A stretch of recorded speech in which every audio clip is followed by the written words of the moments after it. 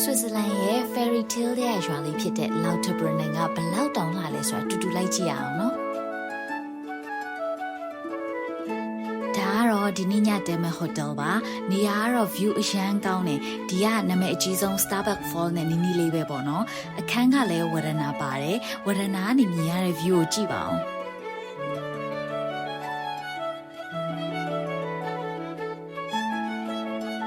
ဟိုတယ်ရဲ့ဘေးမှာလည်းကိုပိုင်ဝင်းလေးနဲ့အေးအေးဆေးဆေးထိုင်ပြီးရှုခင်းကြည့်လို့ရပါသေးတယ်။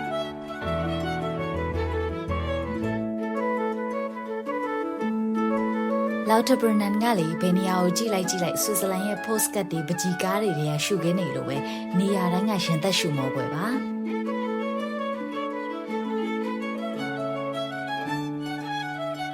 ဒီရွာလေးကတောင်နရံအမြင့်ကြီးကြားတဲ့ရွာလေးတစ်ရွာဖြစ်ပြီးတော့သူ့စီမှာရေတံခွန်ပေါင်း82ခုတောင်ရှိပါတယ်။ဒါကတော့နာမည်အကြီးဆုံးဖြစ်တဲ့ Starbucks Fall ပါ။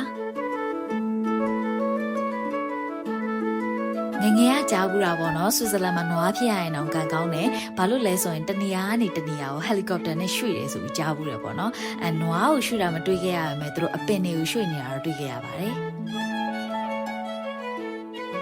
ဒီနေ့ညစာကတော့ခောက်ဆွဲပြုတ်ပူပူလေးရဲ့ mushroom soup ရဲ့ပါအခုည9နာရီခွဲနေပြီဒါပေမဲ့မမှောင်သေးတော့ဝရဏကနေဒီလိုလှပတဲ့ view လေးကြည့်ရင်စားပါမယ်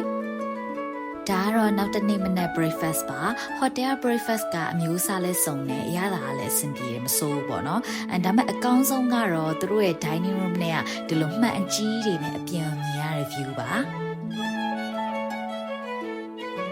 ဒီရွာလေးကလေတောင်နေကြားထဲမှာရှိတဲ့ရွာသေးလေးပေါ့နော်ဆိုတော့သူ့ day trip အနေနဲ့လာလည်ရင်လည်းရတယ်ဒါပေမဲ့ကိုကတော့မလာခင်ကတည်းကတအားလာခြင်းတဲ့နေရာလေးဖြစ်တဲ့အတွက်ကြောင့်ညအိပ်ဖို့ဆုံးဖြတ်ခဲ့တယ်ပြီးတော့ hotel ရွေးချယ်မှုကလည်းမှန်ကန်သွားတဲ့အတွက်ကြောင့်ခရီးစဉ်တစ်ခုလုံးမှာအကြိုက်ဆုံးရွာလေးလို့အောင်ပြောလို့ရပါတယ်